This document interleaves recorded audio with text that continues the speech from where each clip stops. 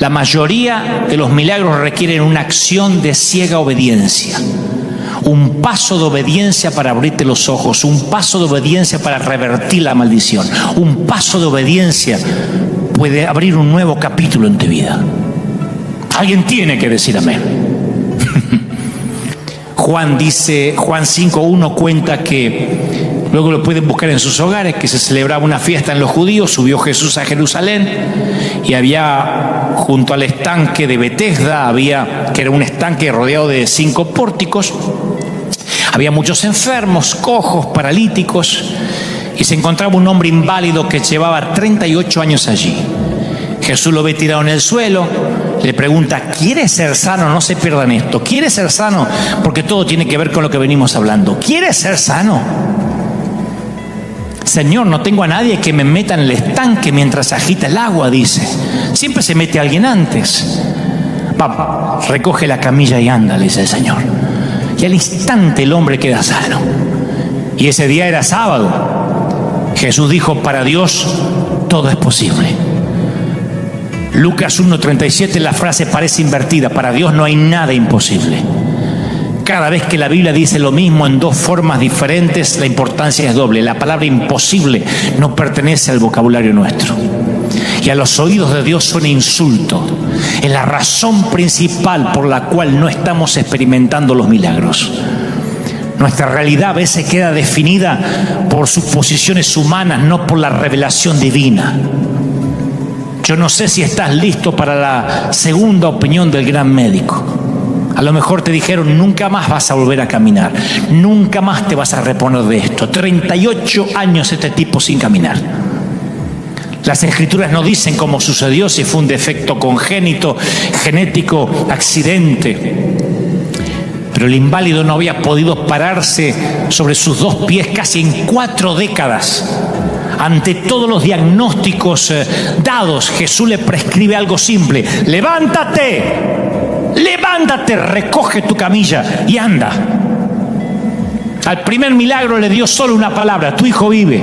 Al segundo: ve a lavarte el estanque. Y a este le dice: vamos, levántate. No importa cuán terrible sea el diagnóstico o cuánto tiempo hayas sufrido discapacidad, nunca es tarde para ser la persona que podrías haber sido.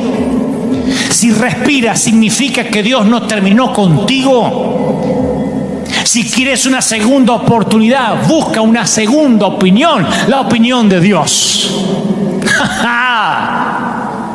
Las excavaciones arqueológicas han descubierto cómo era el pozo de Betesda. Estaba ubicado en el pórtico de las ovejas y tenía una profundidad de 6 metros con una longitud como la de un campo de fútbol. Así que en pleno sol de Medio Oriente se reunían ahí, era un lugar natural para reunirse en el siglo I. Y el hombre tenía un lugar junto al pozo y una cosa mantenía su esperanza: esperar que cada tanto en tanto se movieran las aguas. Capaz que era el manantial intermitente que llenaba el pozo de agua, pero había una superstición. Algunos creían que eran ángeles que movían las aguas. Y el primero que se metía al agua supuestamente era sano, se llevaba el premio. Pero la verdadera tragedia es que ni siquiera era verdad. No importaba si era el primero o el último. Yo sé que hay gente, todo el mundo conoce que hay gente que se pone el calzón de la suerte el día del partido, que juega el número de su cumpleaños en la lotería, que no quiere que haya un sermón 666 porque tiene miedo de endemoniarse. Todos tenemos pequeñas y torpes supersticiones. Pero lo que no sea 100% de confianza en lo milagroso y en el poder de Dios causa un cortocircuito en lo sobrenatural. Pregunto: ¿aceptarías llenar 6 vasijas de piedra? ¿Aceptarías correr la piedra de la tumba? ¿Abrirte paso entre la multitud? ¿Romper un techo para bajar a un amigo paralítico? ¿Ir con los ojos untados de lodo hasta el estanque? Muchos siguen a Jesús hasta el momento de la incomodidad y después ya no más. Estamos dispuestos a seguir a Jesús siempre y cuando nuestros planes no se desvíen y nos incomode demasiado. Llegamos a la iglesia y preguntamos si fuera un club: ¿acá piden diezmo? Acá hay que poner algo, te piden algo, te exigen algo, porque yo sigo a Jesús, me cae bien el tipo, pero no quiero que me incomode, ¿eh? Son los que ahora temen por la vida. A ver si me cuesta la vida seguir a Jesús. No, cuidemos, no, a ver si me cuesta la vida. Son los que tienen la Biblia de Thomas Jefferson, el Cristo sabio, pero sin milagros, sin poder.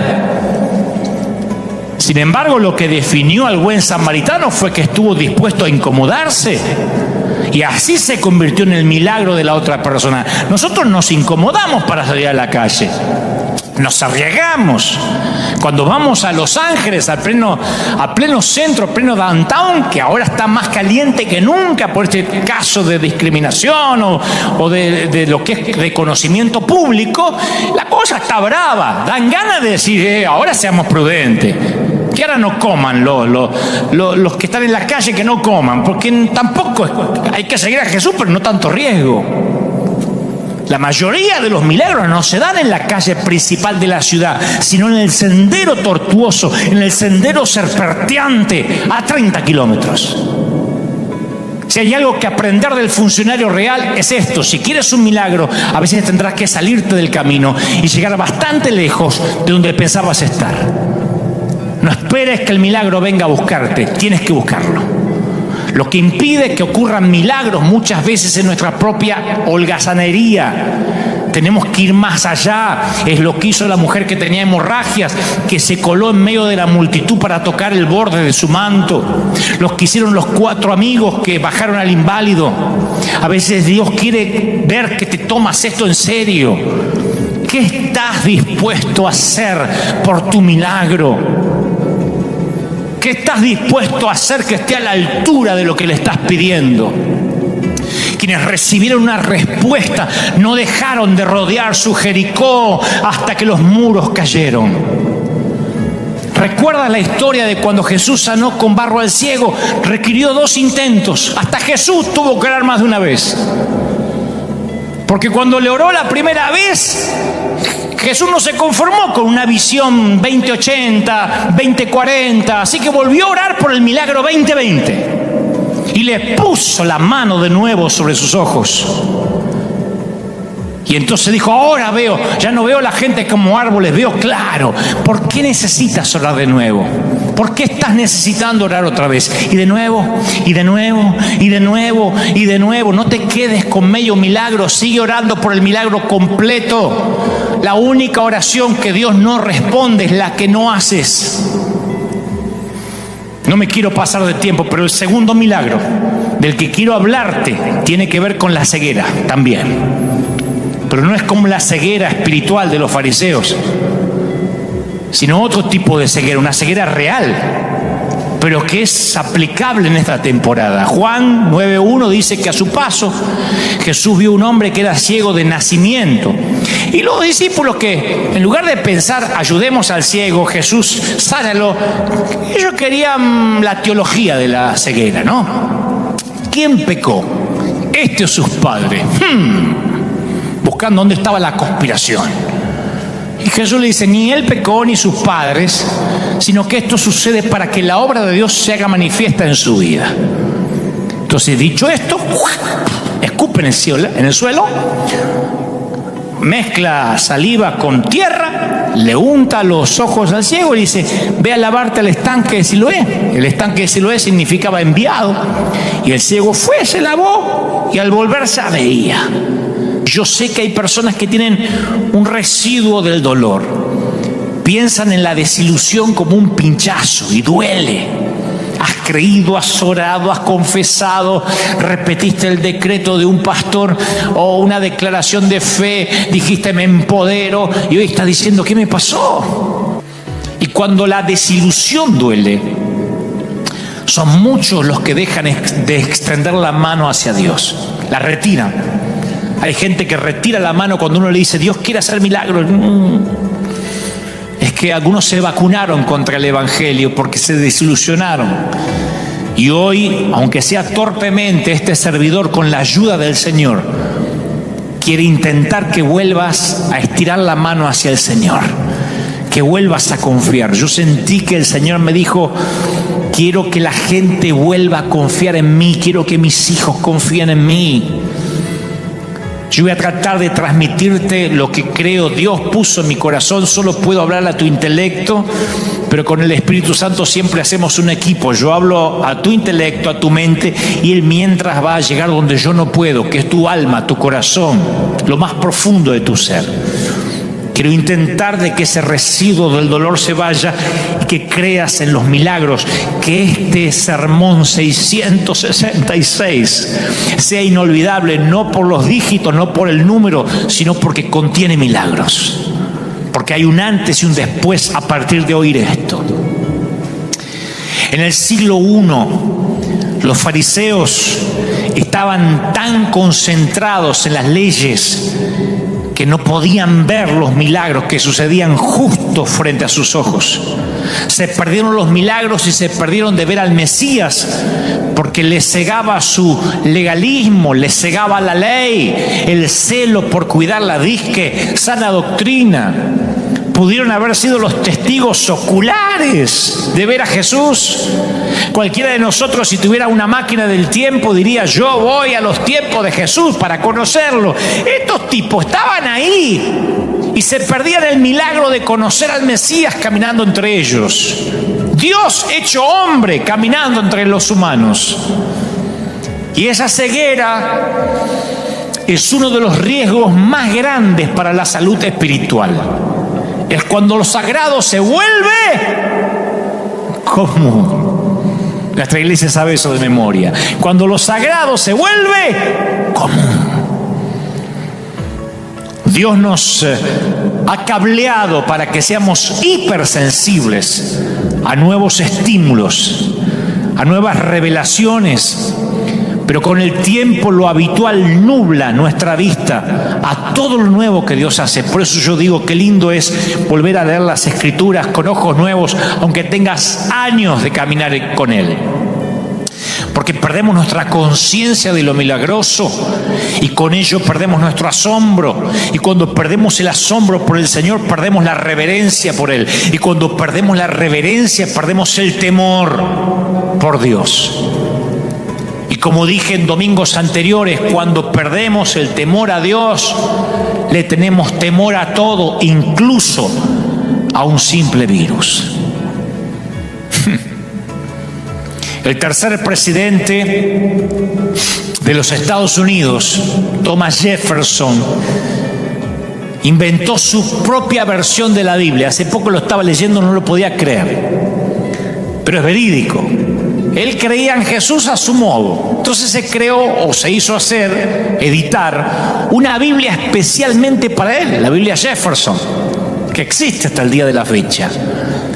Creó una Biblia abreviada y eliminó todos los milagros, porque él respetaba a Jesús como alguien sabio, como un profeta, pero no creía que hizo milagros. Así que borró el nacimiento virginal, la resurrección y todo hecho sobrenatural que había entre ambos sucesos.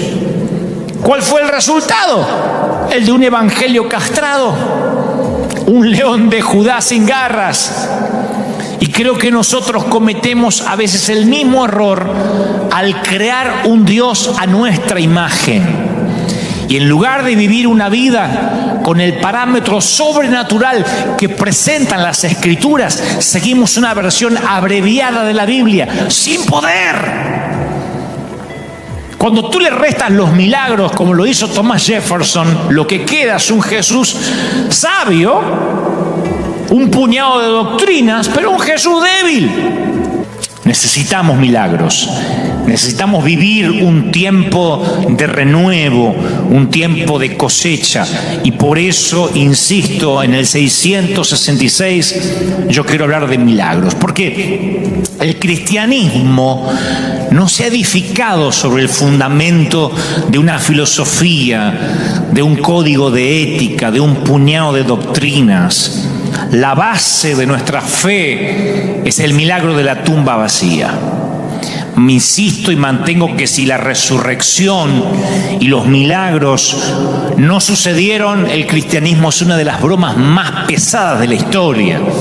porque no solo habremos desperdiciado nuestras vidas adorando a Cristo, sino que habremos vivido una mentira. Habremos adorado a un Cristo que sigue muerto en una tumba. Sin embargo, adoramos a un Cristo vivo y revolucionario. Los que crucificaron a Jesús para ser justos y equitativos nunca lo acusaron de ser un tipo aburrido, un tipo pusilánime. Por el contrario, pensaban que Jesús era dinámico, que les producía inseguridad, escozor, los alteraba, los provocaba. Y después las generaciones posteriores se encargaron de acallar esa personalidad del Señor, esa personalidad impactante que registran las Escrituras. Y lo rodearon de una atmósfera de tedio, de aburrimiento, una atmósfera sacra, que nada se parece a nuestro Jesús. Le cortaron las garras al león de Judá, ¿no? Lo certificaron como suave, como alguien humilde, casi, insisto, rozando lo pusilánime, recomendándolo como una mascota adecuada para los pálidos eclesiásticos, las ancianitas piadosas. Mejor dicho, algunos lobotomizaron su lado más salvaje. Y le hemos dado a las personas un Jesús que aburre y no un Jesús que transforma y hace milagros. De tanto en tanto aunque tengo muchos años de peregrinar cristiano, yo vuelvo a las Escrituras y las leo con ojos nuevos. Le digo, Señor, Espíritu Santo, muéstrame a ese Jesús que a lo mejor me perdí detalles, que lo sagrado se me volvió común. A veces vuelvo a leer los evangelios para ver si me perdí alguna faceta de su carácter, de su temperamento, porque a veces uno supone que conoce a Jesús. Y cuando leo las Escrituras, insisto, con ojos nuevos, leo los evangelios, me doy cuenta que el león de Judá todavía sigue rugiendo, que no se ha callado, que hasta Apocalipsis sigue rugiendo, y después que terminan las Escrituras sigue siendo ese Cristo que predicamos, revolucionario, vivo. Pero parece que como que a medida que pasan los años, o corren los siglos, o pasan las décadas, hasta se inventaron un Jesús prudente, que evita los líos, que evita los conflictos. Yo me doy cuenta cuando me escriben, cuando me dicen esto no haría Jesús, Jesús no se metería en lío, Jesús sería prudente, cuando en realidad tienen una imagen que les vendió Hollywood, o lo que es peor, una imagen que les vendió su propio líder. Me sorprende de que algunos tienen una visión de un Jesús oxigenado, un Jesús distinto al que registran los evangelios. Lo sé porque me lo dicen. Jesús no contestaría así, Jesús no provocaría, Jesús no ofendería, Jesús se llevaría bien con todos. Es obvio que no conocen al Jesús de la Biblia. Y no porque era un grosero, pero sí era alguien que estaba vivo, que provocaba, que sabía cuál era su misión.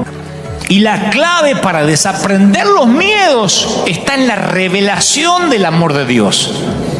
Cuando uno tiene la revelación del amor de Dios, cuando uno conoce, tuvo un encuentro con Él, se fuman los miedos, de verdad te digo. Se fuma el miedo al fracaso, el miedo a lo que opinen los demás. Yo no podría haber llegado hasta donde Dios me trajo en su providencia divina con miedo a lo que opinen los demás. A mí no me importa lo que digan los demás. Y los que me siguen hace años saben que de verdad no me importa. Ni los aplausos, ni las críticas. De nadie, ni de los colegas, ni de la gente. Solo me interesa lo que Dios opine de mí. Perdí el miedo al qué dirán. No me importa. De verdad, no me importa el qué dirán. Hace años me resbala todo, piel de rinoceronte. Mucho menos voy a tener miedo a una enfermedad, a un virus. Si sigues creciendo en el amor de Dios, lo único que te queda es el temor a Dios. Por eso el domingo pasado y el anterior Dios nos vino hablando de tener temor a Dios para no tenerle más miedo a nada. La voluntad de Dios Y servir al Señor y estar alistado en su ministerio no es una póliza de seguros. Nos vamos a enfrentar con legiones, nos vamos a enfrentar con dificultades. Aquellos que algún día corrieron a un altar o en la intimidad de su habitación hicieron el pacto de servir al Señor, bueno, sepan que se metieron en un plan atrevido, audaz, valiente, temerario. No tenemos el llamado, la comisión de sostener el fuerte prudentemente hasta que vuelva Jesús. Ser prudente con los que nos quieren controlar. No, el Señor nos dijo que nosotros tenemos la misión, que Él murió por nosotros porque tenemos la misión de ser peligrosos, temerarios, audaces. De eso tenemos que estar hechos los líderes. El Señor murió para que retemos a las legiones, al diablo, y vivamos una atmósfera de milagros. ¿Qué son los milagros? Bueno, por definición, es la violación de las leyes naturales. Cuando decimos, y esto es un milagro, no tiene explicación ni científica, ni lógica, ni de sentido común. Y yo sé que hay una línea muy delgada entre el discernimiento y el escepticismo, el no creer. Discernir es filtrar lo falso, tenemos que discernir. Cuando uno discierne, obtiene lo verdadero, sonsaca lo bueno de lo malo con la ayuda del Espíritu Santo. Pero nunca hay que permitir que la existencia de lo falso, que sí lo hay, nos impida creer lo que es verdad. Porque si cortamos y eliminamos los milagros, le cortamos las piernas al cristianismo, nada tendría sentido.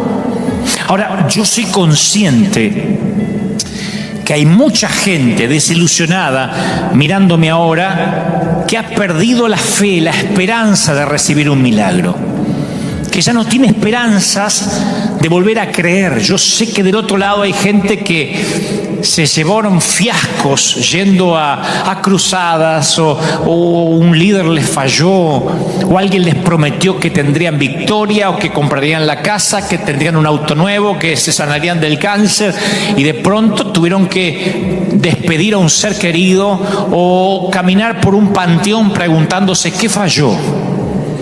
Pero es un error que permitamos que una desilusión o que varias nos hagan tirar la toalla y que ya no esperemos milagros del Señor. Es un error generalizar. Es un error que el dolor, yo sé que hay mucha gente, el Señor me mostraba durante esta semana, mientras me daba este mensaje, que hay mucha gente del otro lado dolida por situaciones adversas, por situaciones límite, que te han hecho no creer en nada. De hecho, en las redes se escriben, no creo en nada, mi pastor me abandonó, ¿dónde está la iglesia de Cristo ahora? Perdí mi trabajo, me estoy divorciando, parientes, seres queridos míos están enfermos de COVID-19 o de cualquier otra enfermedad. Yo noto, aún en nuestra familia cristiana, hay gente que tiene desazón, que está triste. Hay gente que sigue las enseñanzas del Señor, sigue su ética, su doctrina, pero nunca experimentan sus milagros. Y se anuncia una pandemia, están aterrorizados, porque lo único que conocen es la doctrina, la sabiduría, pero no conocen al que caminó sobre las aguas. Y se convierten en personas, como dice un querido pastor amigo de Argentina, que en lugar de seguir a Jesús, siguen los consensos, la democracia, lo que dice la mayoría, y piensan que la voz del pueblo es la voz de Dios. En Juan 14:12 tenemos una de las declaraciones más valientes de la Biblia, de las más poderosas. Salieron de la boca de nuestro Señor. El que cree en mí, las obras que yo hago, también Él las hará. Y aún las hará mayores. Imagínense los que oyeron esas declaraciones, que estaban viendo lo que Jesús hacía. Y Él dice, todo esto lo van a hacer, pero mayor.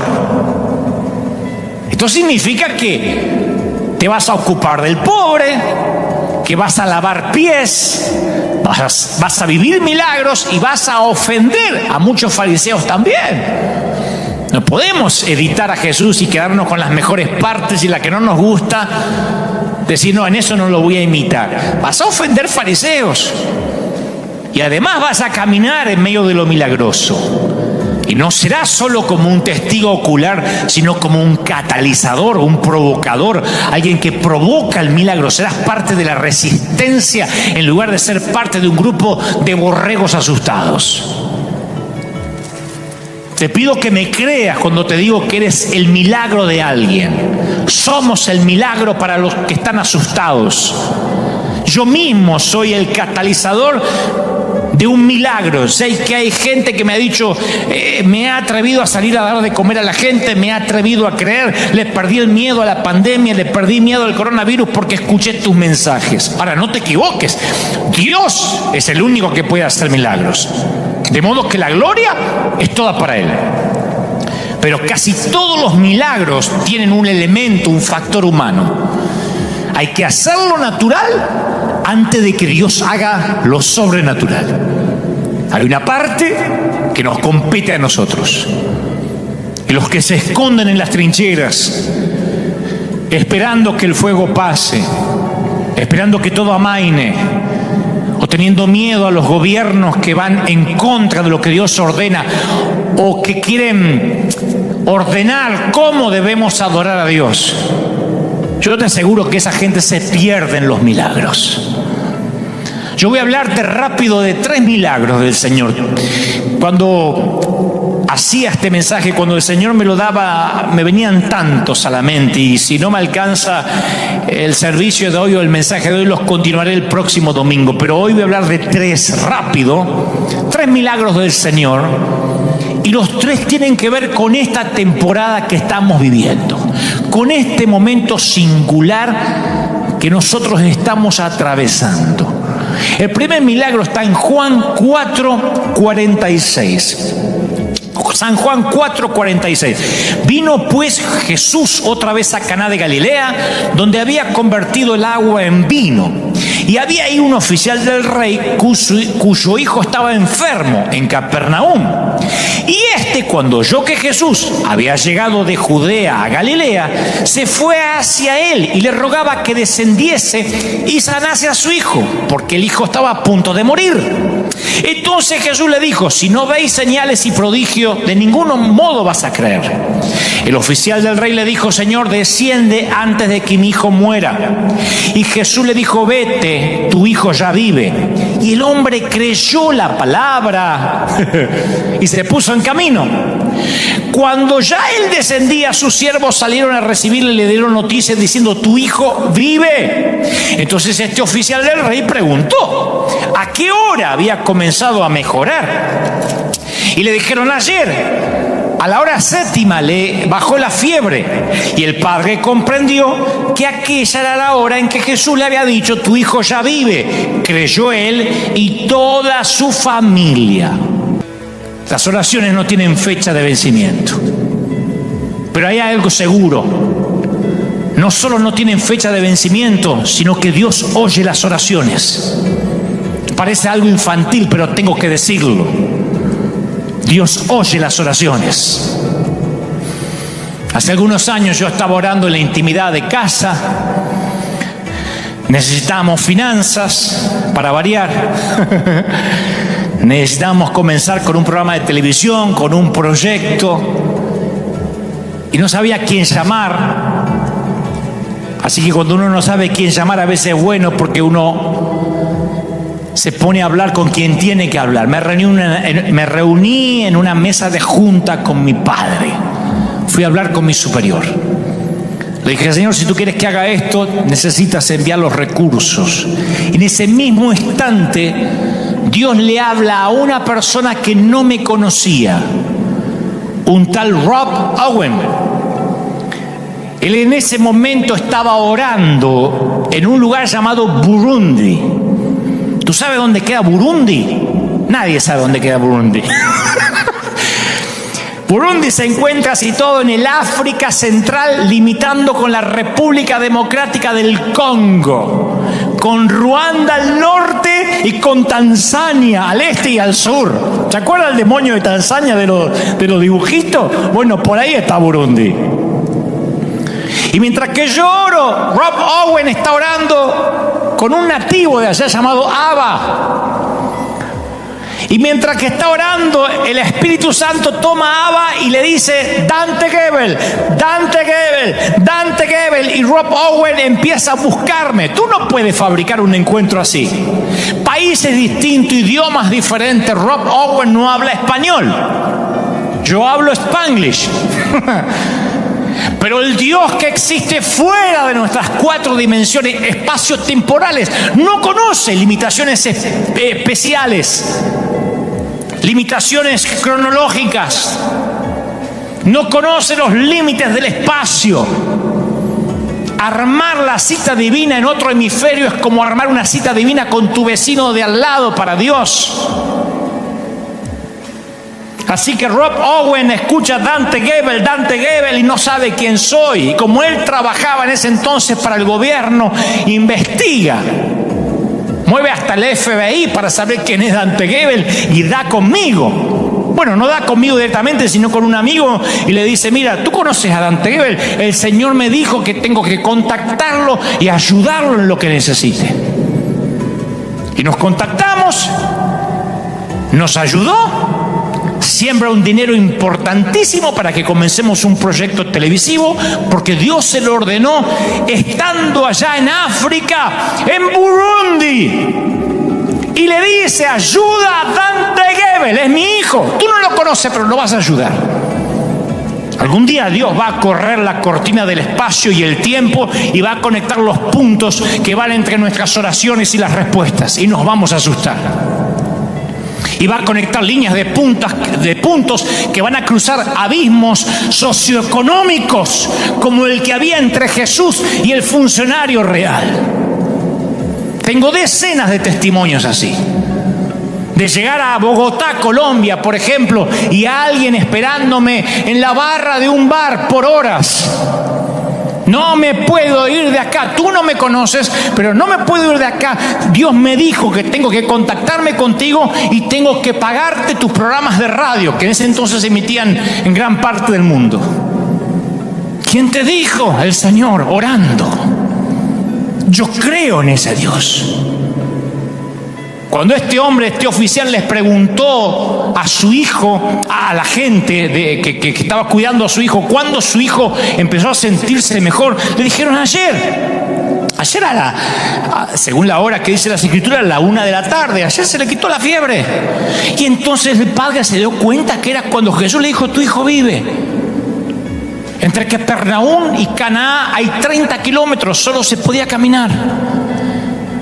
Capernaum estaba a más de 200 metros bajo el nivel del mar, por lo que el camino a Caná era cuesta arriba todo el tiempo. Y mi querido, para algunos milagros hay que sudar. Tu esfuerzo no va a hacer que suceda el milagro, pero si no te esfuerzas tal vez no ocurra el milagro. No se puede acceder a un milagro o ganárselo, pero el esfuerzo sí es parte de la ecuación en todas las Escrituras. Tal vez tengas que caminar 30 kilómetros cuesta arriba, pero tu esfuerzo extra podría ser el catalizador para que ocurra el milagro. Me fascina la respuesta de Jesús, que está como semi-escondida en la Biblia. Digo, no es de las más predicadas. Ahora cuando se las comparta van a ver que no es de las que más utilizamos los evangelistas o los pastores. La Biblia narra que llegaron unos fariseos y le dijeron a Jesús: huye, vete porque el rey Herodes Antipas quiere matarte. Así que termina lo que estás haciendo, arma la mochila y vete. Y Jesús le dijo: vayan y díganle a esa zorra que hoy y mañana voy a estar expulsando demonios y curando a los enfermos. Y cuando termine al tercer día, ahí me voy a ir. La historia está en Lucas 13:31. Porque alguno dice: ¿eso dijo el Señor? Sí. Y uno puede buscar distintas traducciones. En alguna dice que le dijo zorro, en otra dice que le dijo zorra. Lucas 13:31. Herodes Antipas dice que te tienes que ir. Y Jesús, lejos de ser prudente, dijo, yo voy a terminar de liberar a los endemoniados, sanar a los enfermos y me voy a ir cuando termine. Y la palabra que usa zorra en griego es alopex, que se refiere figurativamente a una persona astuta y posiblemente insignificante. O sea que en la mentalidad hebrea se le decía zorro, zorra, a un usurpador, a alguien sin linaje, a alguien tonto, simple. De hecho, el profeta Ezequiel presentó a los profetas falsos en su momento como zorras. Ezequiel 13:4 dice, como zorras en los desiertos fueron tus profetas, oh Israel. Hablando de los, obviamente, de los falsos profetas, de los que no venían de parte de Dios. Y así Jesús se refirió a quien quería controlar su manera de llevar adelante el ministerio. Y esa valentía, esa temeridad, esa intrepidez de Jesús, la veo a través de todas las escrituras o de todos los evangelios. Y la mayor ilustración, yo decía esta semana, cuando lo volví a leer con ojos nuevos, digo, la mayor ilustración, la máxima ilustración de Jesús, que lo pinta de cuerpo entero, es la derrota sobrenatural hacia los demonios, o con los demonios llamados Legión. ¿Se acuerdan del hombre que estaba poseído por demonios, que se llamaba Legión? Legión eran las divisiones militares de los romanos. Legión eran unos 6.000 soldados del imperio. Y este tipo tenía 6.000 demonios adentro. No podían restringirlo con cadenas porque las rompía. Tenía la fuerza de 6.000 demonios. Yo he visto endemoniados y he visto la fuerza sobrenatural que suelen tener. No me consta que alguna vez yo haya estado ante un endemoniado que tenía una legión dentro, pero imagino lo que habrá sido esto. Legión vivía entre las tumbas, había perdido completamente sus facultades mentales, era el azote de la región, y Legión lo ve al Señor desde la distancia y comienza a correr hacia Él. Y ahí es donde quiero que pulses el botón de pausa, porque la Biblia no dice cuál fue la reacción de los discípulos, pero yo apuesto que estaban listos para salir corriendo. Y Jesús no se inmutó, se quedó ahí, absolutamente valiente, temerario, sin miedo ante el mal.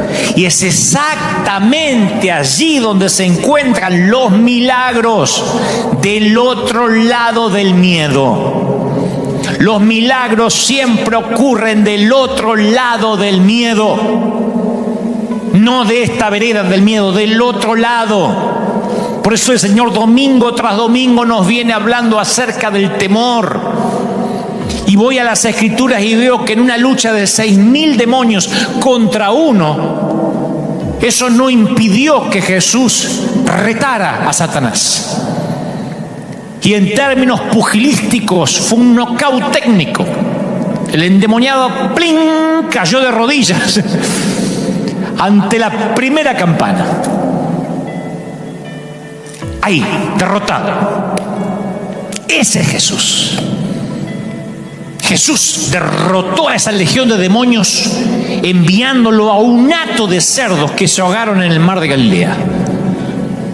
Por eso me encanta cuando Jesús define el objetivo del amor. Dice, el amor, entre otras cosas, el amor perfecto echa fuera el temor.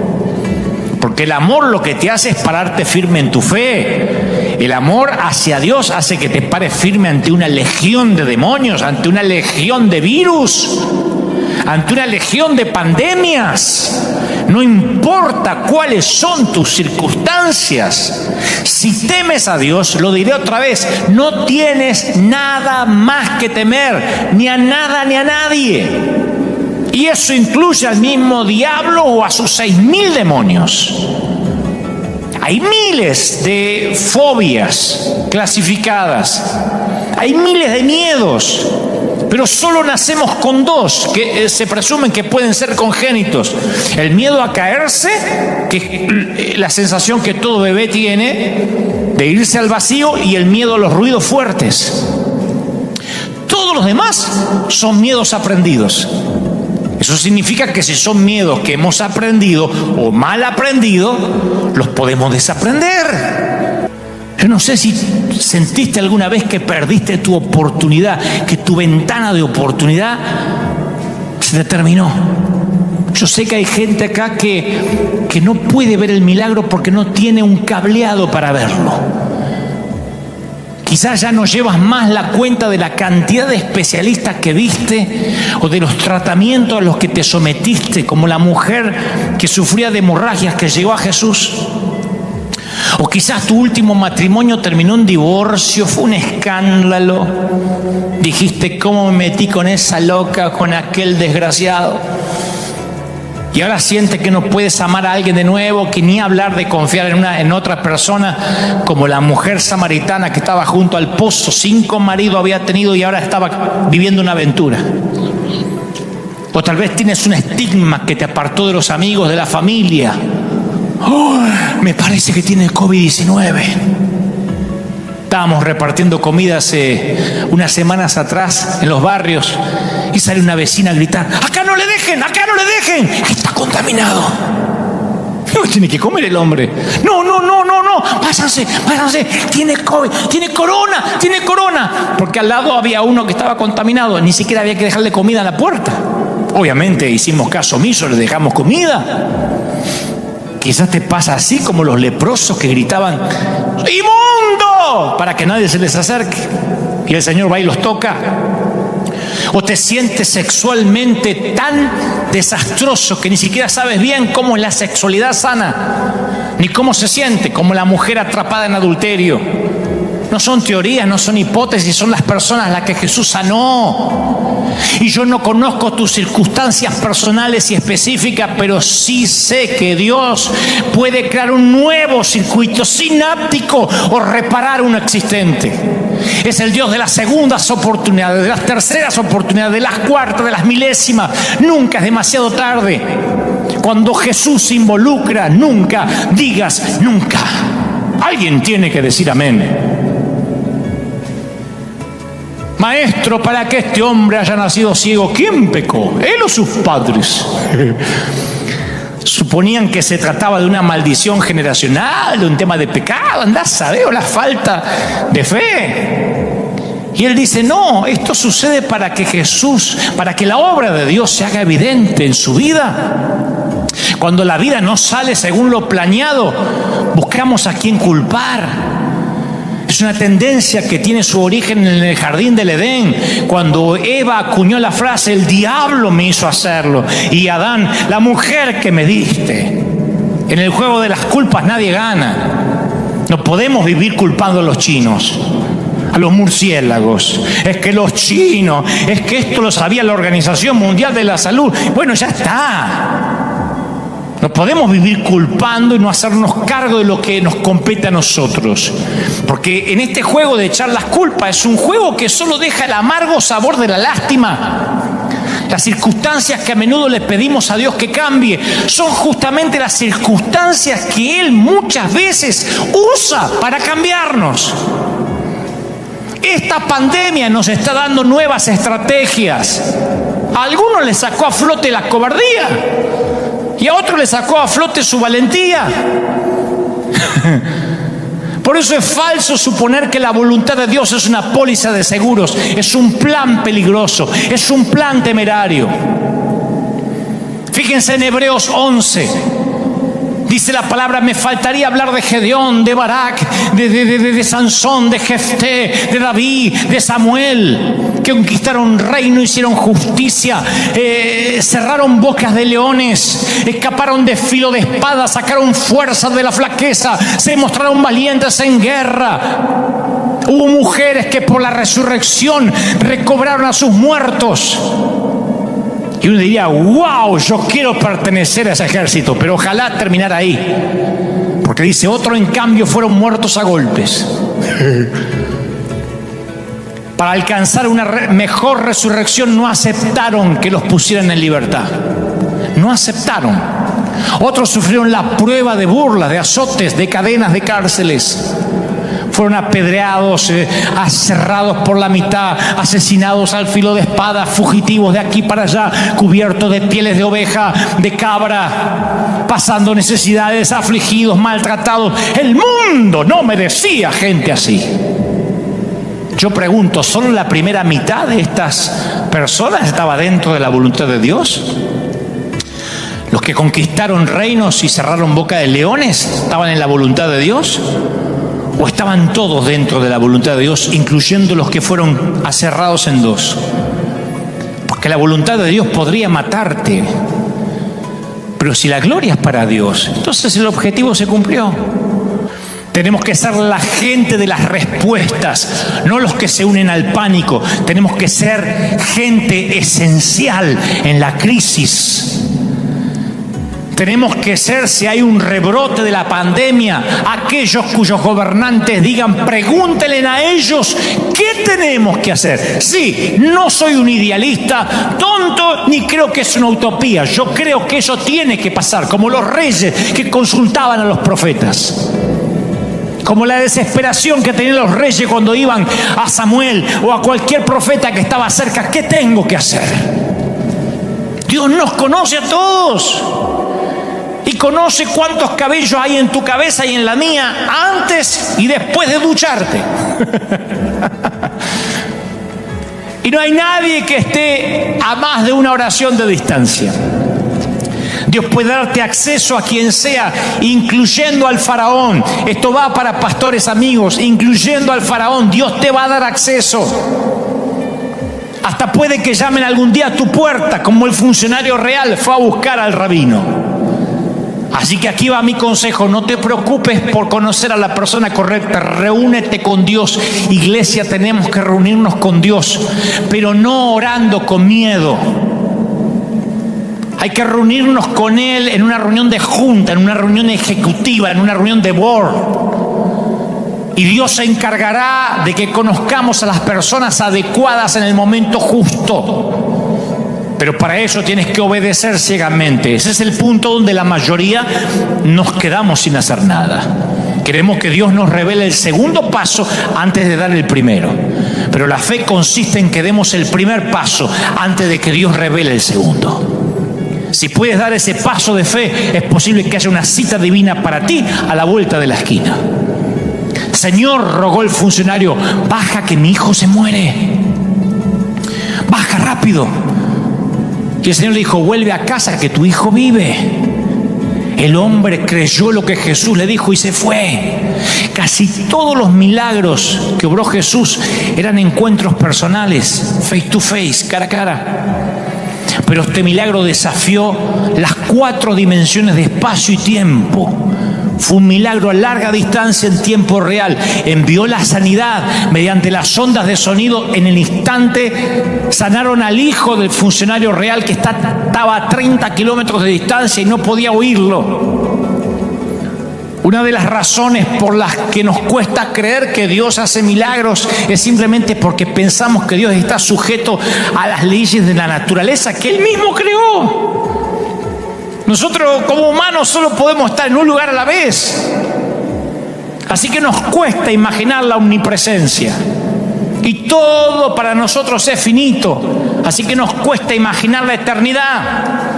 Pero el Dios que diseñó nuestro universo con 4 dimensiones no habita en ninguna de esas dimensiones. Dios es omnidimensional.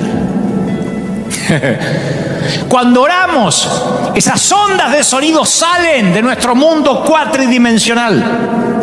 Y como una bala disparada al aire, nunca sabes cómo y a dónde llega esa oración y cuándo va a volver a entrar en la atmósfera. Tal vez sea respondida del otro lado del mundo antes que incluso termines de pronunciarla. Tal vez hagas una oración y ya venga la respuesta en camino, como le ocurrió a Daniel. O quizá como una cápsula del tiempo se desentierre la respuesta siglos después. Moisés oró para entrar en la tierra prometida y se murió sin pisarla. Y uno dirá, ¿y a dónde quedó esa oración? En el monte de la transfiguración, ahí está la respuesta de Moisés. Aparece junto a Elías al lado del Señor pisando la tierra prometida. Y eso es lo que hace falta si quieres experimentar lo milagroso. No puedes seguir haciendo lo que hacías siempre. Si tienes que cambiar la ecuación de tu vida, sumando algo, restando algo. Tienes que hacer menos de algo o más de algo. Porque el equilibrio prolongado nos duerme los sentidos, la mente, nos atrofia los músculos para ver los milagros. Y nuestro mundo se va haciendo chiquitito hasta que tu universo no mide más que 1 metro cuadrado. En el plano del ejercicio físico, las rutinas se hacen a veces contraproductivas. Esto lo saben los personal trainers. Si ejercitas los mismos músculos de la misma manera, los músculos se adaptan y dejan de crecer. Y disminuye el beneficio neto. Y lo mismo vale para términos espirituales. En el principio, Dios hizo al hombre a su imagen, Génesis 1:27.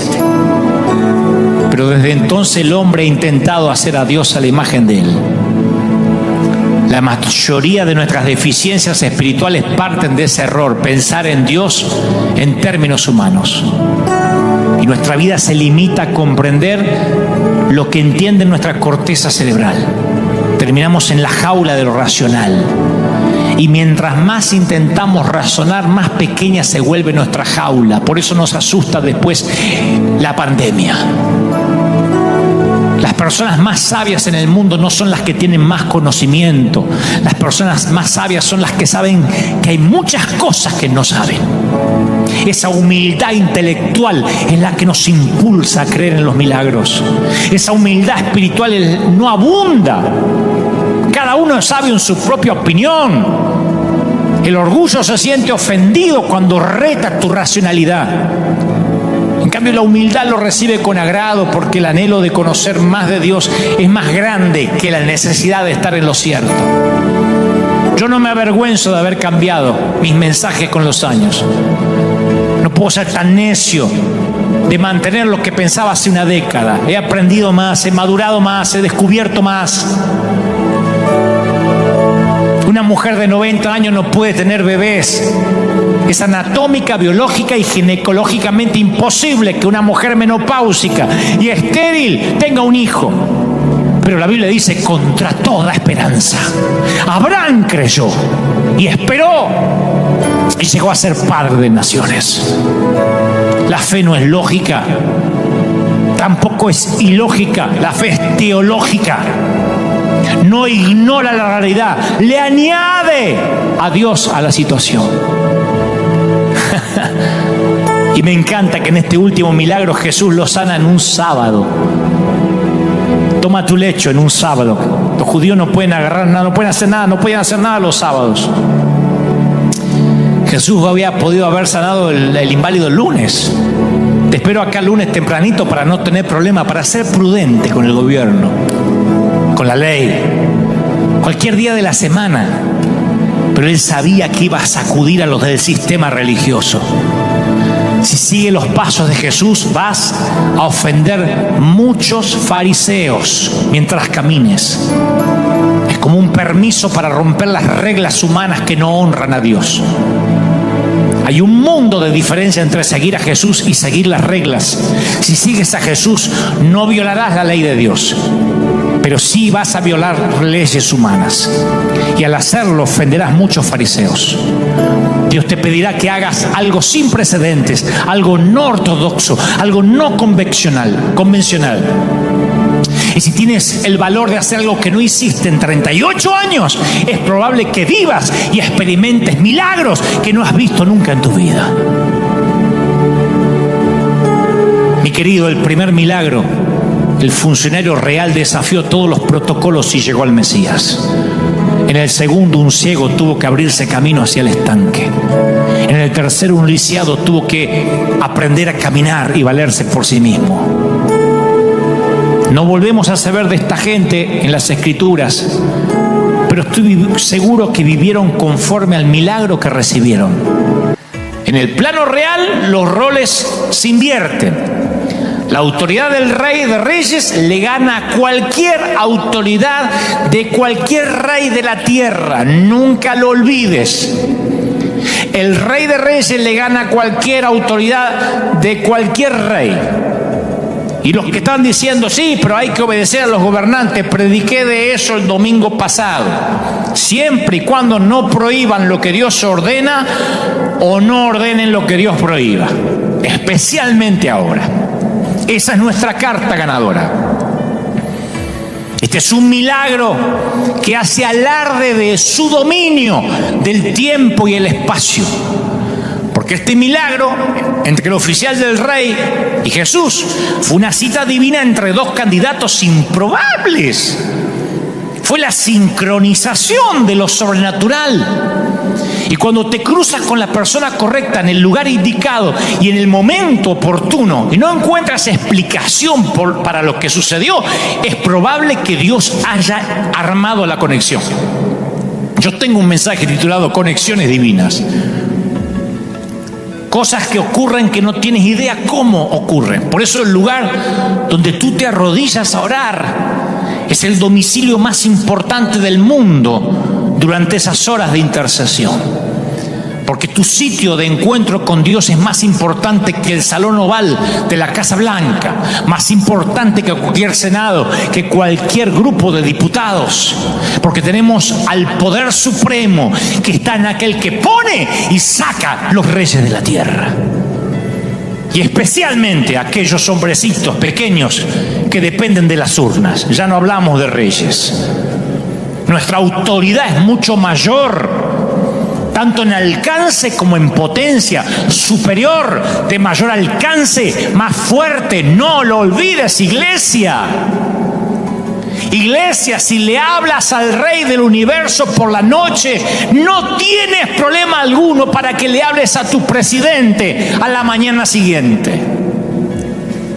El grave problema, claro, es que van a hablar con los presidentes, va a sacarse una foto sin haber estado con el rey la noche anterior.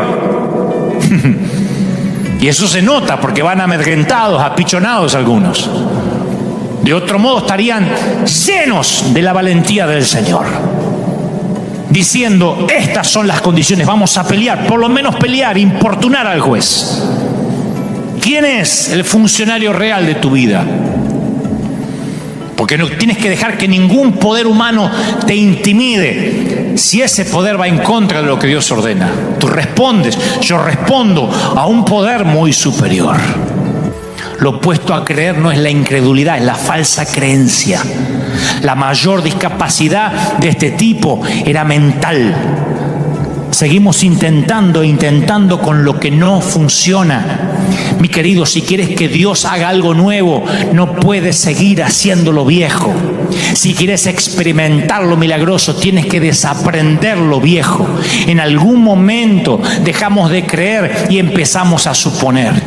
Y ese día dejan de ocurrir milagros. Si quieres experimentar lo milagroso, tendrás que dejar de suponer.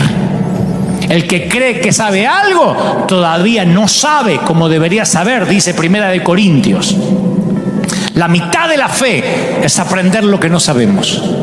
La otra mitad es desaprender lo que creemos saber. La segunda mitad es más difícil que la primera.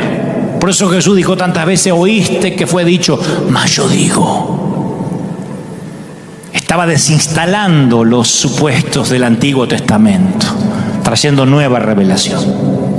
Jesús estaba haciendo reversa sobre las viejas reglas e instalando nuevas. ¿Quieres ser sano? En noviembre de 2004, un grupo de élite de investigadores médicos y doctores se reunió en una conferencia a puertas cerradas en la Universidad de Rockefeller de Nueva York. Y estaban las mentes más brillantes del mundo. Y llegaron a una conclusión. La mayoría de los problemas de salud no tienen su causa en factores que no podamos controlar.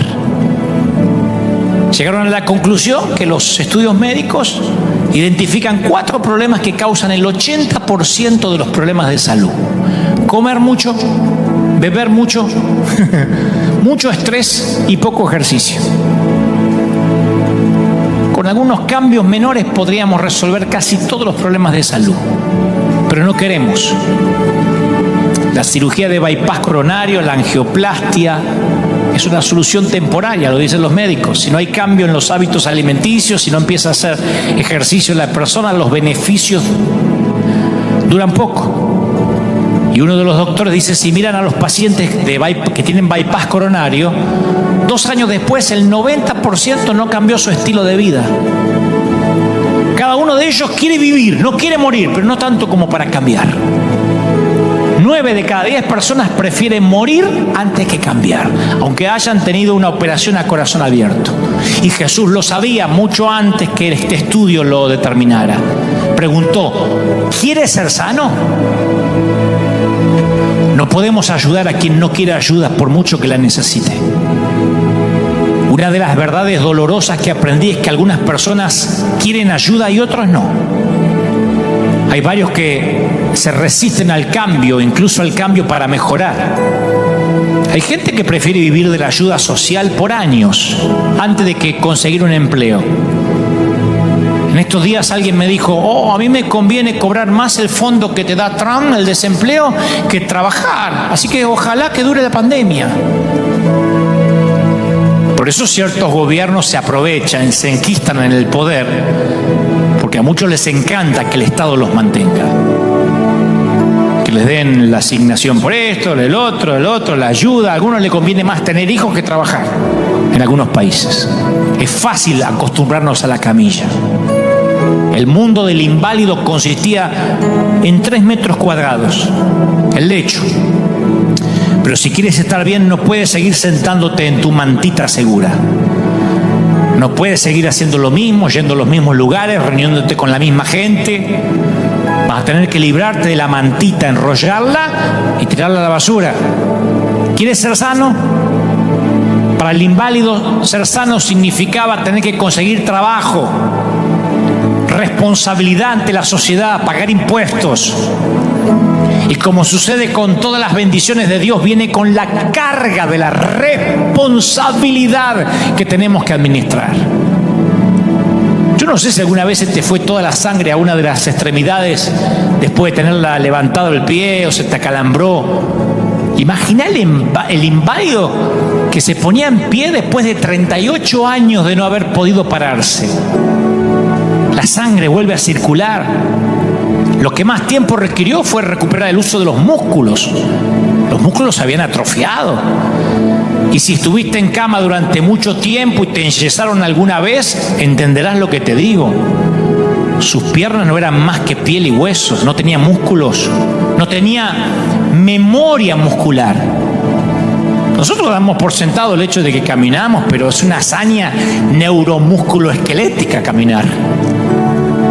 Y en mi humilde opinión, el hecho de que el inválido caminara sobre la tierra no es menos milagroso de que Jesús caminando sobre el mar. ¿Y sabes por qué la mayoría no experimentan milagros? Porque no quieren correr riesgos. Ese es el secreto para experimentar los milagros. Tienes que arriesgar tu reputación. Y a veces tienes que jugarte tu credibilidad. Si no pides el milagro, nunca sabrás qué podría haber hecho Dios. Dios no va a responder ninguna de las oraciones que no ores. Así que si no recibes la respuesta, no se trata de un fracaso, porque la respuesta depende de Dios. La oración es la forma en que le ponemos la pelota en la cancha de Dios. La única forma de fracasar es no orando. Cuando activas en fe, a todos aquellos que hemos escuchado y que hemos recibido esta palabra, nos marque. Hay un antes y un después. Declaro bendición. Declaro bendición sobre tu vida, sobre tus hijos, sobre tu familia. Sé que van a salir por ahí a hablar. Dijo Dante que hay que romper los protocolos, que hay que contaminarse.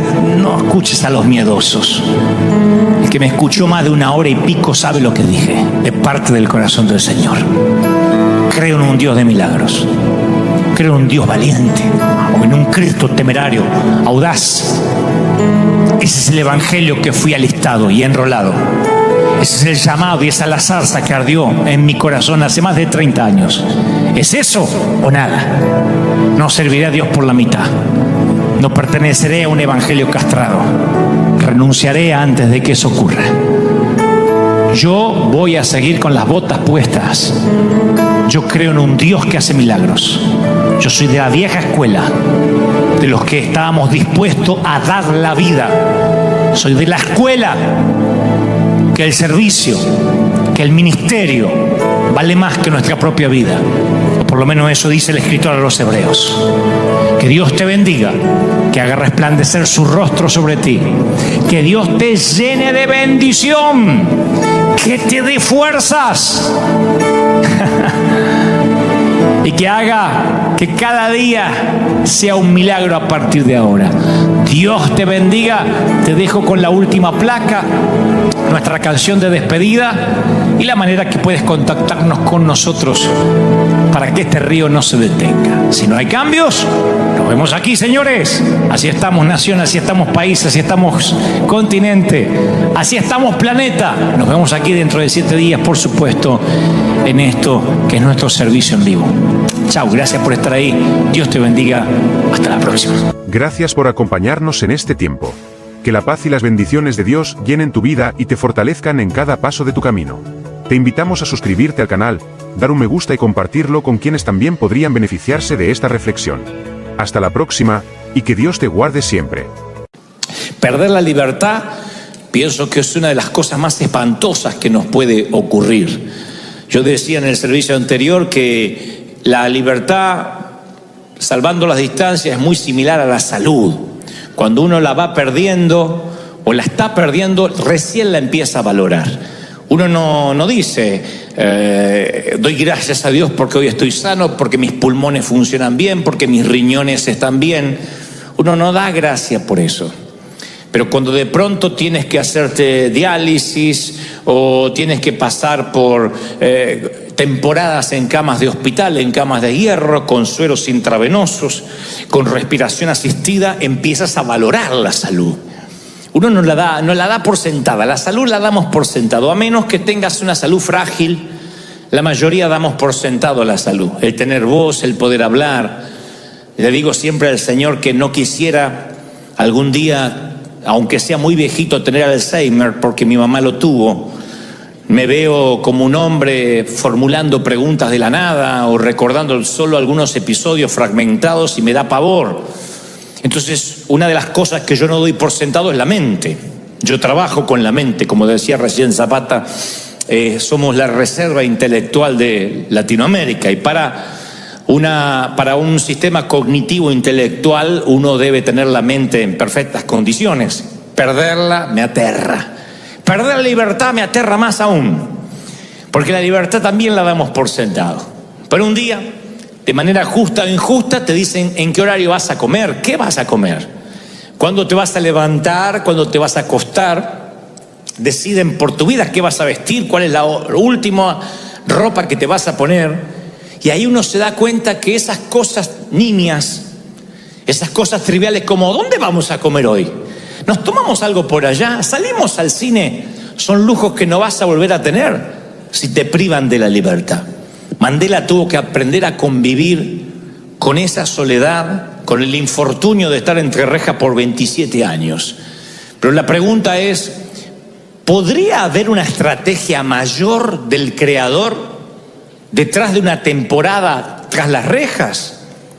Mi pregunta es, sin esa prisión, sin esas casi 3 décadas, ¿se habría forjado este líder intelectual, refinado, cultivado? Cuando yo veo todo el mosaico de la vida de Mandela, cuando yo veo toda su vida de una manera en perspectiva, yo digo, es indudable que ese sufrimiento fue parte de su formación, de su carácter. Si el maestro estaba obrando algo extraordinario en Mandela y para eso permite que este caballero pierda su libertad tras las rejas, a mí me lleva a otra pregunta, casi por carácter transitivo, es, ¿no será que este también puede ser un modus operandi de Dios para muchos de nosotros?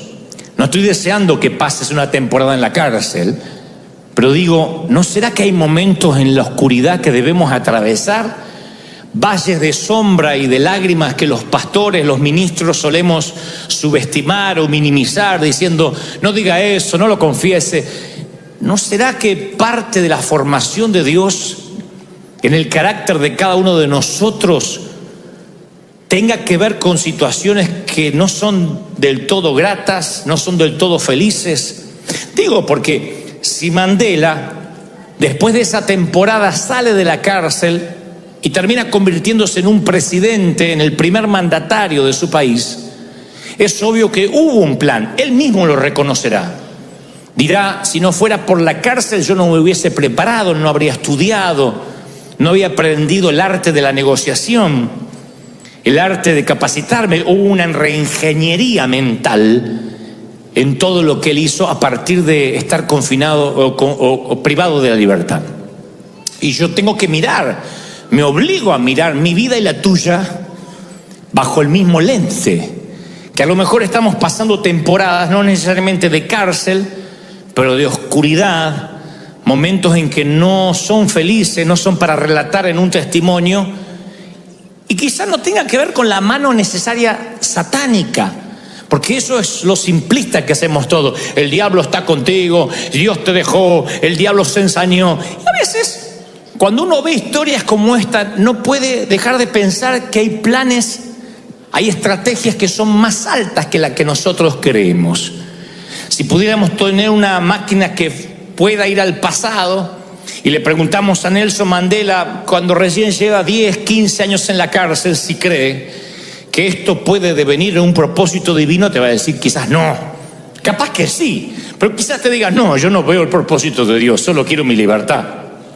Y cualquiera de nosotros, si pudiera ir al pasado y ver esos momentos tristes, esas temporadas de divorcio, de quiebra financiera, de tirar un puñado de tierra sobre un ataúd, de besar una frente fría en un funeral, quizás dice, no, a mí eso simplemente me traumó, me marcó, pero no terminó en bendición, porque uno no logra ver qué es lo que Dios está proponiendo.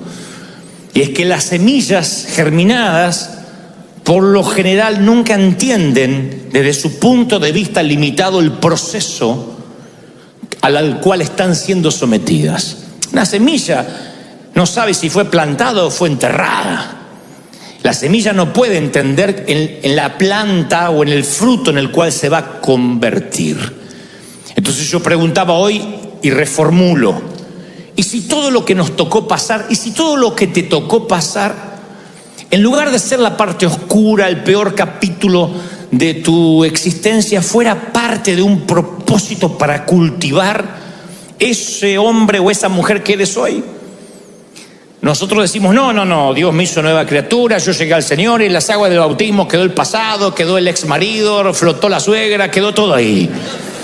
Y si Dios, a lo mejor todo ese proceso, si bien fuimos perdonados, en términos escriturales, todas las cosas son hechas nuevas, pero ¿y si todo ese proceso de pronto devino en lo que hoy somos? Porque uno lucha contra la soberanía de Dios porque no nos gusta dónde nos coloca su proceso. Dios empieza a procesarnos y entonces yo siempre digo, donde te encontró el Señor, no siempre está cerca donde va a plantarte. Él te suele trasplantar, no suele cambiar de lugar, de entorno, de cultura, de maneras de pensar, de paradigmas. Donde Dios te encontró no siempre es igual a donde Dios te va a plantar. Y en ese trasplante, en ese cambio, uno empieza a sufrir, porque pensamos que estamos como marionetas al azar, como que estamos sin rumbo, y sin embargo Dios nos está plantando. Y esta fusión cuesta tiempo, este cambio cuesta tiempo, porque uno se acostumbra a lo cómodo y a lo familiar, y cuando empezamos a ver alrededor y no vemos un entorno reconocible, cuando Dios nos empieza a mudar, entonces uno empieza a sentirse la ansiedad de que dice, ¿por qué Dios me quitó de la zona cómoda, de la zona del confort? Decía en el servicio anterior que alguna vez leí de un libro del doctor David Cho que contaba la experiencia de las águilas, y dicho sea de paso, después lo vi en un documental, que las águilas, cuando hacen su nido, la mamá águila la hace con espinos. Y encima luego coloca todo un colchoncito de barro, de paja, para que los pichones no sientan los espinos. Y uno, al ver la madre poner espinos y después el colchón encima, no entiende cuál es el propósito. Pero la mamá águila sabe que habrá un momento en que la comodidad de los pichones va a primar por encima del riesgo. Y entonces cuando los pichones ya tienen alas para volar, ella los empuja. Se ve en el documental que con el pico les dice: ustedes pueden volar, no son gallinas. Pero los pichones se parecen mucho a nuestros hijos.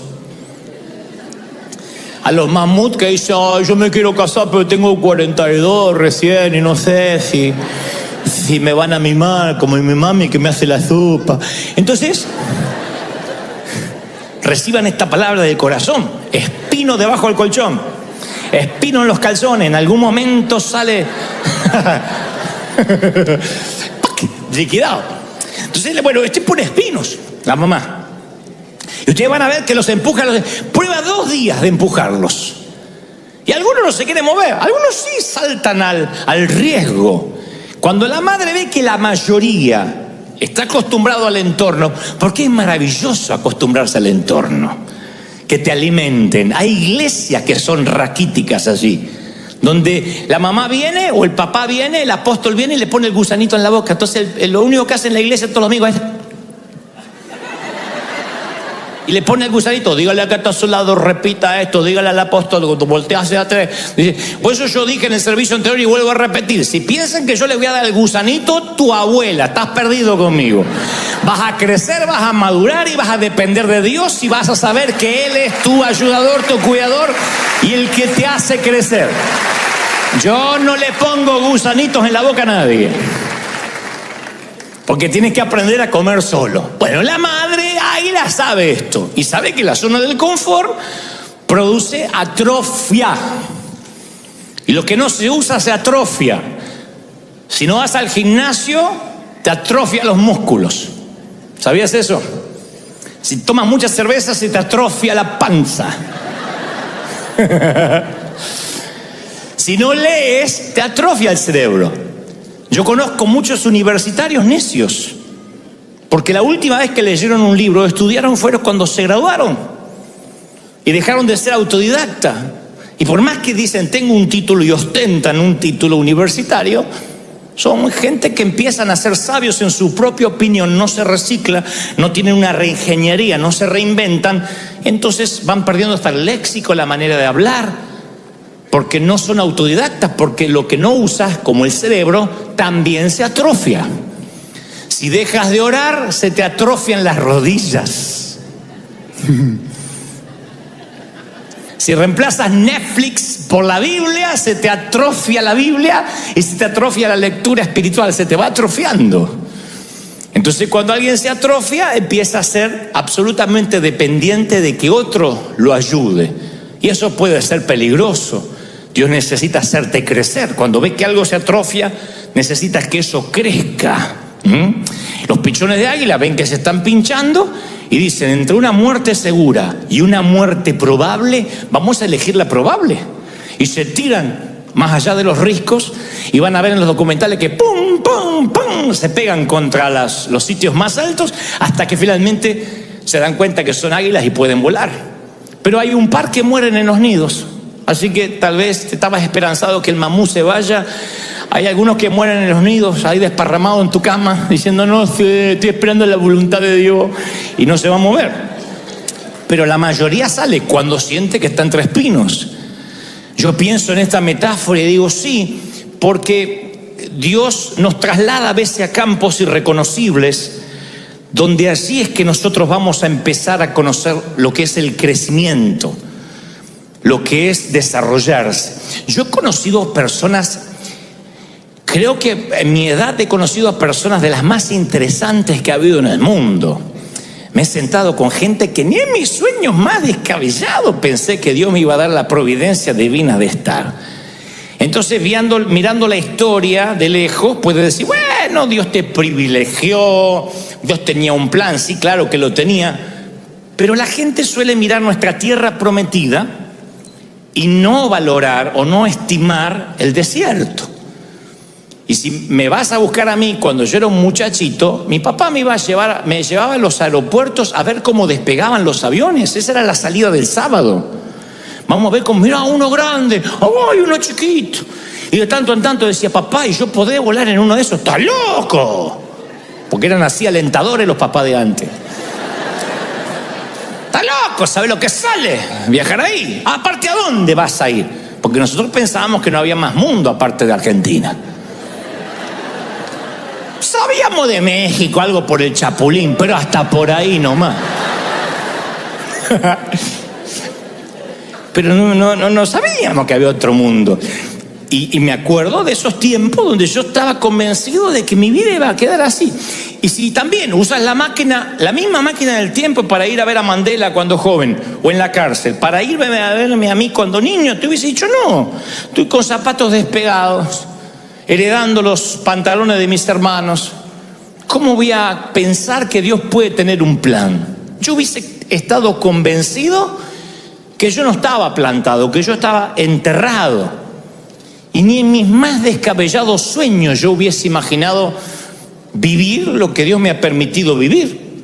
Claro, porque la semilla de quien yo era no podía comprender el fruto que daría o la planta en la que Dios quería que yo me convirtiera.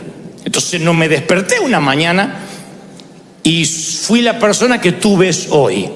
Nada fue de casualidad, nada fue suerte. Todo tiene que ver con proceso, con cultivo, con tiempo, como tu vida. Porque a veces pensamos, bueno, aquel porque es más conocido, el otro, pero todos pagamos un precio por ser quienes somos, ¿o no?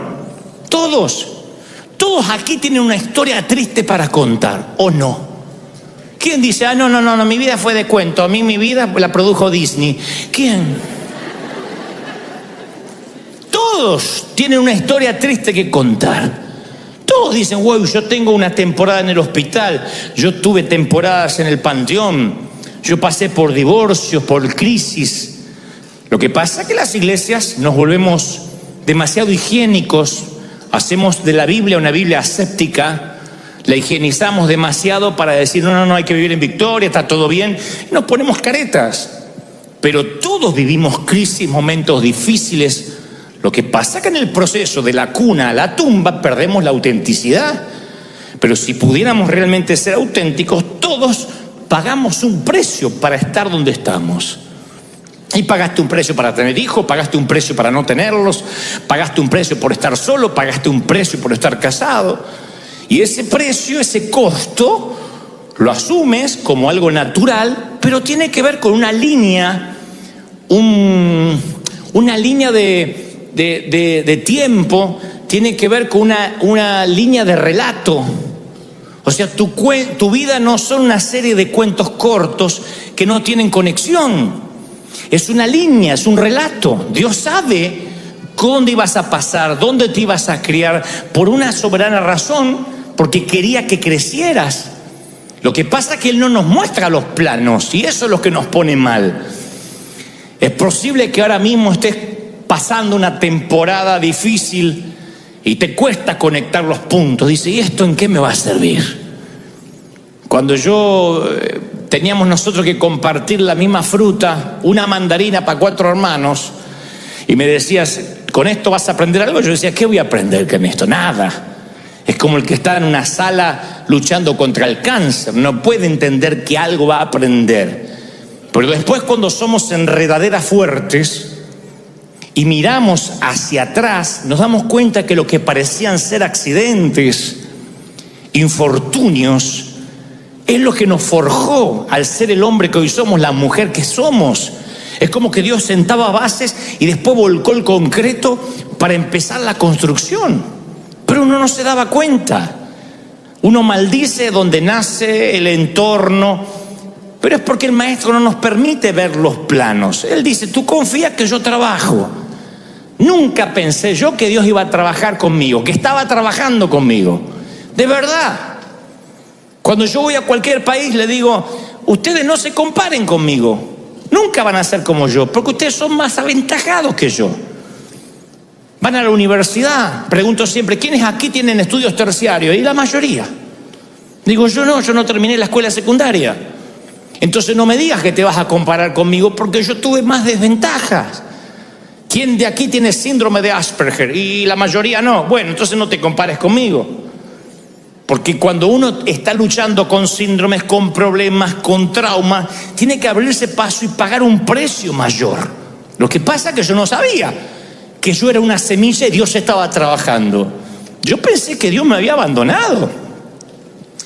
Desde aquel niño que la maestra, porque las maestras de antes eran tan sutiles, desde aquel niño que la maestra me dijo en 4º grado, pero Gebel, usted es tarado, que no puede dar una lección oral, y que yo me oriné frente a todos. Desde aquel niño, y en ese entonces no era que ibas a tu casa y decía, la maestra me llamó tarado, y la mamá quería incendiar el colegio. Eran tiempos que la mamá apoyaba a la maestra. La maestra me pegó, algo habrá hecho. Fin de la charla. Y yo me acuerdo que de aquel niño que dijeron tarado frente a todos, a este hombre que a veces voy a un país y hay un presidente que me quiere ver, y Dios sabe que no estoy contando esto con petulancia, Dios sabe el corazón con lo que lo cuento. Yo digo, esto tiene que ser un error. Y Dios me muestra que no, que hubo un proceso en el medio, que hubo un trato para mi carácter, para pararme, para enfrentar la vida. Un líder, alguien con carácter, no nace de la noche a la mañana, cuesta 30 años un éxito de la noche a la mañana. Las 10.000 horas de vuelos se adquieren ¿cómo? Volando. Nadie puede ser un piloto con 10.000 horas de vuelo sin haber volado. Entonces ese desierto nos va capacitando, como a nosotros como iglesia. Cuando éramos un grupo de dependientes de los anglos, no hubiésemos nunca haber podido comprar este lugar. Pero Dios nos metió en un proceso, que afortunadamente no fueron 40 años, pero un proceso de desierto. Moisés saca toda la muchachada de Israel, de Egipto. Esos muchachos eran esclavos. Si uno va a ver las leyes de salubridad que Dios les dio, hasta dio leyes de higiene, de cómo tenían que bañarse, cómo tenían que higienizarse las mujeres, porque eran animalitos, eran esclavos, sin dignidad, sin futuro. ¿Cómo Dios iba a hacerles conquistar la tierra prometida tan rápido en 3 meses, que dice que lo que se presume en meses hubiesen llegado a Canaán? Pero lo estuvo dando vueltas por el desierto en un proceso que si tú fueras a preguntarle, ¿van a alguna parte? Te diría, no, yo ya vi ese médano 10 veces.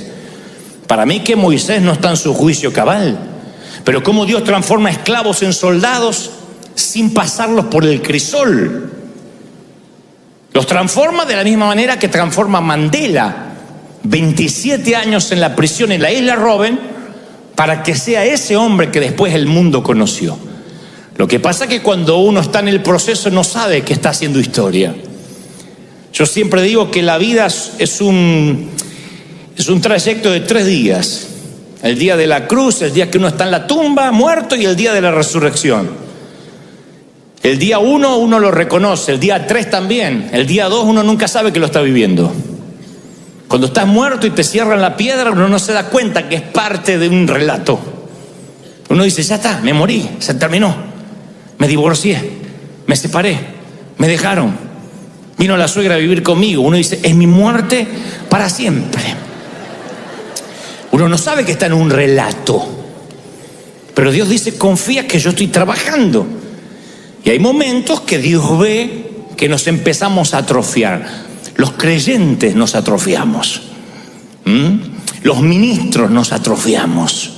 Empezamos a repetirnos a nosotros mismos. Dejamos de crecer. Y cuando uno deja de crecer, Dios tiene que enviar nutrientes para que crezcamos. Él sabe que a través de la muerte viene la vida, entonces el labrador tiene que mandar fertilizante. Por eso yo le puse a este mensaje un título para que no te lo olvides. Es un título teológico para que sepan cómo se ponen títulos intelectuales. Estiércol para crecer.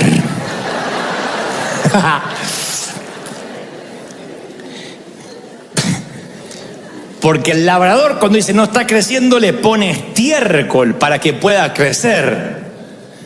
Y el estiércol apesta. Es maloliente, no hay estiércol francés. No. Pero ese estiércol es porque cuando hay comodidad y hay ciclos de estancamiento, él interrumpe nuestra conveniencia, nuestra comodidad y dice, hay algo que se está atrofiando y necesita crecer. Tengo base bíblica. En la parábola sobre la higuera, que no daba fruto por 3 años, dice la Biblia que el dueño de la viña buscó fruto durante 3 largos años y nunca había fruto. Y al no encontrar ningún fruto, le ordena a su jardinero, a su labrador, dice, mira, cortame este árbol que no sirve. Y noten esto, porque esto está en las Escrituras, tiene un significado, no es una mera anécdota o una metáfora, simplemente por ponerla. El labrador dice, Señor, déjela todavía este año. 3 años la habían esperado. Déjela este año hasta que yo cabe alrededor de ella. Y ahí se nos escapa el detalle. Y la abone. ¿Saben lo que es el abono? Estiércol, fertilizante. Y si diere fruto, bien. Y si no, la cortamos. Lucas 13:8. El abono tiene nitrógeno, fósforo y potasio. Y la única manera en que crezca es cuando empiezas a oler mal. Cuando la vida se pone densa. Cuando la vida se pone cloacal. Y notas un aumento en la cantidad de estiércol, de problemas. Tienes que prestar mucha atención, no tienes que decir, ay, ¿qué me pasó ahora? Significa que hay un plan de Dios, algo que tienes que saber que es parte de una temporada. Salomón divide la vida en 28 temporadas. Sin embargo, pareciera que los predicadores nos olvidamos del tiempo de llorar, del tiempo de arrancar. Hay tiempo de celebrar y parece que no, esto es de menos nivel. Y es como que editamos, censuramos lo que dijo Salomón, como cuando censuramos que dijo, en el mundo tendréis aflicción, como cuando censuramos que para ambos constructores de casas vienen las tormentas, para el que edifica sobre la roca y el que edifica sobre la arena. Es como que censuramos esas partes porque no, hay que darle victoria a la gente, repita conmigo, pero están ahí. Esos temas van a venir, esos problemas van a venir, el estiércol va a venir, es parte, es una señal de Dios, que Él ve algo estancado, atrofiado, y entonces aplica una cantidad extra de excremento. Porque los problemas son como vitaminas, como nutrientes que te forman. Las pruebas te estimulan a crecer. Hagan memoria. Uno no es la misma persona después de pasar por una enfermedad que pudo haber sido terminal. Me consta, aquí hay damas que decían, yo me hacía problema por todo, hacía planteos y escándalo por un vaso sucio en casa. Un día tuvo que luchar contra el cáncer de seno, se sanó y ya no se preocupa, ya las preocupaciones como el vaso sucio vuelan por fuera de su radar. Y no es que se hizo una persona necesariamente más buena, ordenó sus prioridades. Dijo, cuando estaba en el hospital y sabía que iba a ver a mis hijos por última vez, me importaba un cuerno el vaso sucio. ¿De qué te sirve una sala ordenada, un sillón impecable, cuando te estás muriendo en una cama de hierro en el hospital? Se ordenan las prioridades cuando de pronto el excremento te hace valorar lo que antes no valorabas. Mandela diría, nunca yo habría sido un autodidacta, alguien que leyó, alguien que se preparó, si no hubiese pasado por esas etapas de la cárcel, esas etapas de soledad, de la segregación aún dentro de la prisión. Entonces hay cosas que nos tienen que pasar para que nuestro carácter empiece a formarse. Y yo voy a contar una historia que escuché cuando niño, lo voy a hacer de la forma más fina posible para la iglesia, versión iglesia, que un pajarito, sus compañeros migraron para el Ecuador y él se quedó en las zonas frías de Alaska. Y entonces, como se olvidó de emigrar, el invierno lo tomó de sorpresa e intentando volar sus alas congelaron y el pajarito cayó a tierra completamente congelado, consciente pero congelado.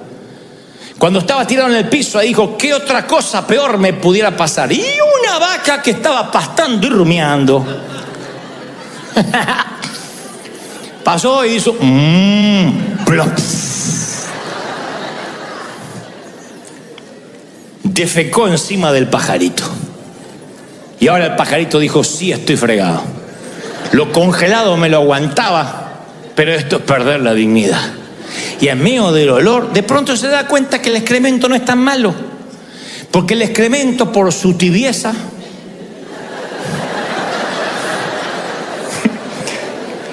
descongela el pajarito.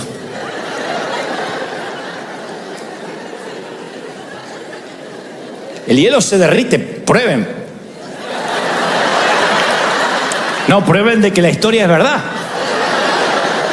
Se descongela el pajarito. Y entonces debajo del excremento, cuando se pone feliz, empieza a piar. Pi, pi, pi, pi, pi, para que alguien lo venga a rescatar. Y un gato que andaba por ahí escuchó que el excremento piaba.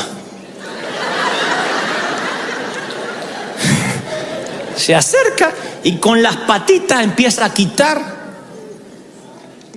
lo feo, lo horrible, lo apestoso, y el pajarito dice: por fin alguien que me va a ayudar a salir de esto. Cuando el gato ve que es un pajarito, se lo come. Moraleja proverbial: no todo el que te defeca es tu enemigo, y no todo el que te saca de ahí es tu amigo.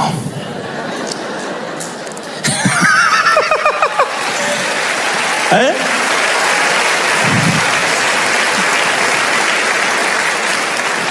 Entonces, hay momentos que nosotros nos quejamos por algo que se atrofió, por algo que se nos congeló.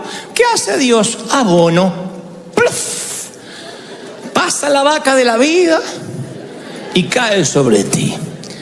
Y si te empiezas a quejar o a piar, lo más probable es que salgas de ahí antes de tiempo y corra riesgo tu vida, literalmente.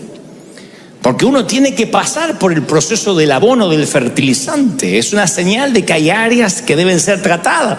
Ahora, yo sé que preguntas, vamos, ¿cómo puede ser de Dios que yo todavía esté enfermo? Es injusto. ¿Cómo puede haber sabiduría en que yo siga con el cáncer propagado en el cuerpo? Otros dicen: vivo pagando el mínimo de la tarjeta todos los meses, me están comiendo los intereses y me dices que hay un propósito divino. ¿Estás diciéndome que perdiera mi trabajo con todo lo que hice yo por esa compañía? ¿Puede que Dios esté manejando los hilos detrás? ¿No es más lineal, más fácil decir: lo malo es Satanás, lo lindo de Dios? Me enfermé, Satanás. Y aunque escrituralmente Dios no es el dueño de la enfermedad, ni te la envía, podemos ir a cientos de ejemplos donde Dios levanta el vallado, como en la vida de Job, donde va a comenzar un proceso porque Dios lo determinó. Tú dices: me estás diciendo que aquella relación que yo tanto anhelaba o quería se terminó o no pudo ser. ¿También tiene que ver con Dios? Sí. ¿Por qué Dios lo permite? Bueno, si tuviste pensamientos como estos, no estás solo. Muchas veces yo estuve en ese laberinto mental de decir: lo que me está ocurriendo no puede ser orquestado, mínimamente permitido por Dios. Hasta que me di cuenta de que algo estaba creciendo en mi vida, que algo estaba Dios procesando en mi vida. Los primeros 7 años de mi vida, mamá no me pudo alzar, porque ella, desde que yo nací, junto con su gestación, estaba el cáncer. Que durante mucho tiempo, durante casi los 9 meses, ella, por lo menos 7 de los 9 meses, estuvo tentada a abortarme, porque era lo que los médicos recomendaban. Y tuvo una corazonada de que me tenía que tener, como sea. Así que los primeros 7 años yo los viví en soledad, primero en la cuna. Papá tampoco era cariñoso porque vivía borracho. Yo digo siempre: tal vez yo no fuera el hombre que soy. No digo que soy un hombre excepcional, pero yo me acostumbré a viajar liviano, a no ser desagradecido. El por favor y el gracias forman parte de mi estilo de vida. Tenga empleados o no, o subalternos o no, el por favor y el gracias se me inculcó, porque las cosas había que pedirlas por favor. La madre te hacía comer lo que había. Siempre me decía, vas a comer la polenta, porque hay nenes en África que no tienen. Unas ganas de mandar por FedEx la polenta a África.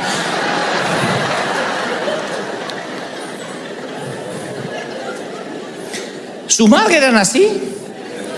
Eran escatológicas para contestar, ¿qué hay para comer? ¡Caca! ¿Eran así? ¿O la mía era? Pero que caca de perro, vas a comer caca de perro.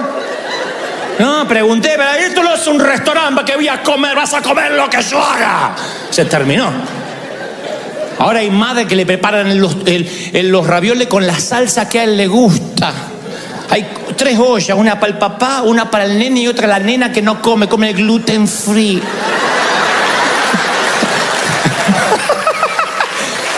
¿Estás loco o no? Y las madres sabían esto del excremento, porque decía, caca vas a comer, porque así uno crecía. Y no es que te daban excremento, pero es la manera de decir, no pregunte más. Vas a comer lo que hay para comer. Punto, se acabó. Y creo que mucho de esta generación que valoramos, que respetamos, y tenemos muchos defectos, por supuesto, estoy hablando de aquellas cualidades que son inherentes a nosotros, son por esas, trazando una línea de puntos hacia el pasado, por esos momentos difíciles, que Dios sabía a quiénes íbamos a llegar, de qué manera. Él estaba brotando una nueva vida. Entonces, todo aquello que pasó no era una profecía